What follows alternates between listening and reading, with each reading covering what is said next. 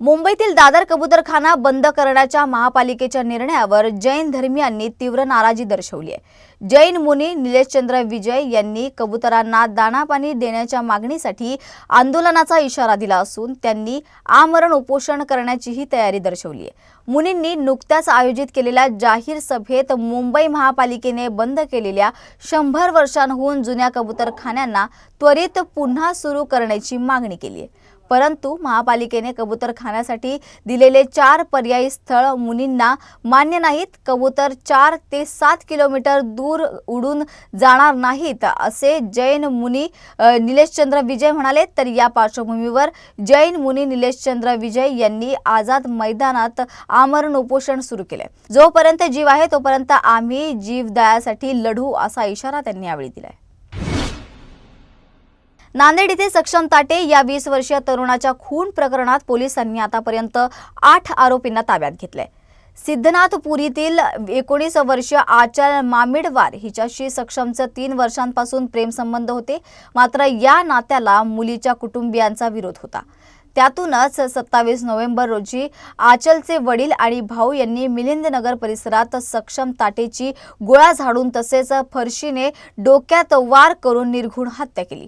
या घटनेनंतर समाज कल्याण विभागाने पीडित कुटुंबाला एकूण 8,25,000 रुपये आर्थिक मदत जाहीर केली। यापैकी 4,12,500 रुपयांचा पहिला हप्ता कुटुंबियांच्या बँक खात्यात जमा करण्यात आलाय, तर उर्वरित रक्कम न्यायालयात चार्जशीट दाखल झाल्यानंतर देण्यात येईल। तसेच कुटुंबातील एका सदस्याला शासकीय नोकरी देण्याची घोषणाही करण्यात आली आहे। ठाणे कुटुंब न्यायालयाच्या आवारात एका महिलेवर सामूहिक अत्याचार झाल्याची धक्कादायक माहिती समोर आली आहे। ही घटना 25 ऑगस्ट रोजी घडली आहे। पीडित महिला समाज सेंटरमध्ये काम करते आणि ती विवाहित आहे। घटना घडल्यानंतर महिला घाबरल्यामुळे तिने लगेचच पोलिसांकडे तक्रार दाखल केली नाही।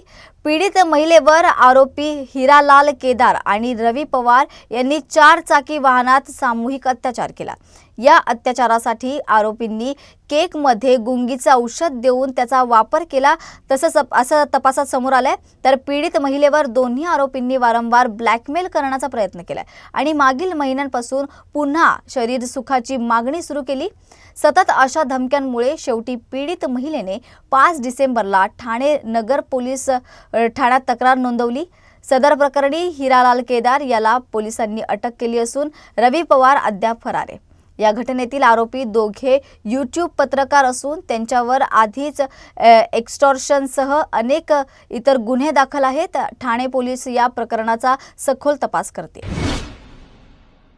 स्मृती मंधाना आणि पलाश मुच्छल याच्या लग्नाबद्दल गेल्या काही दिवसांपासून अनेक वावड्या उठल्या होत्या। या दोघांचं लग्न अखेर मोडलं असल्याचं स्मृतीने आपल्या सोशल मीडिया पोस्टमध्ये जाहीर केलंय।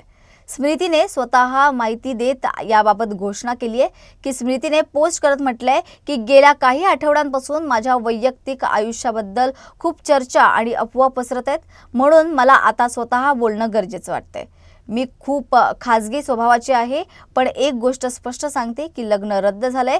हा विषय इथेच थांबवायला मला आवडेल आणि तुम्ही सगळ्यांनीही असंच करावं अशी सर्वांना विनंती आहे। सध्या दोन्ही कुटुंबांची गोपनीयता राखावी आणि आम्हाला आमच्या पद्धतीने हे सगळं समजून घेऊन पुढे जाण्यासाठी थोडी मोकळीक द्यावी असं तिने आपल्या पोस्टमधून सांगत लग्न रद्द झाल्याची माहिती दिली आहे। धडक 2 मधील निलेशच्या भूमिकेसाठी प्रेक्षक आणि समीक्षकांची मनं जिंकणारा अभिनेता सिद्धांत चतुर्वेदी याला अलीकडेच power packed performer of the year पुरस्काराने सन्मानित करण्यात आले। मात्र हा सन्मान स्वीकारताना सिद्धांतने तो स्वतःपुरता न ठेवता नांदेडमध्ये प्रेम प्रकरण आणि जातीय विखारातून बळी ठरलेल्या दिवंगत सक्षम ताटेला समर्पित केलाय। मंचावरून सिद्धांतने त्यांना श्रद्धांजली अर्पित करत म्हणालाय की हा पुरस्कार फक्त त्यांचा नाहीये, तर जातीय भेदभाव सहन करून अस्तित्व टिकवणाऱ्या प्रत्येकाच्या जिद्दीचा सन्मान आहे। सिद्धांतने धडक 2च्या दिग्दर्शिका शाझिया इक्बाल यांचेही आभार मानलेत। तर आपली बातमी आपला आवाज या बातमीपत्रात आपण इथेच थांबत आहोत। मात्र पुन्हा भेटूया अशाच महत्त्वाच्या घडामोडींसोबत। तोपर्यंत पाहत राहा आवाज इंडिया मराठी।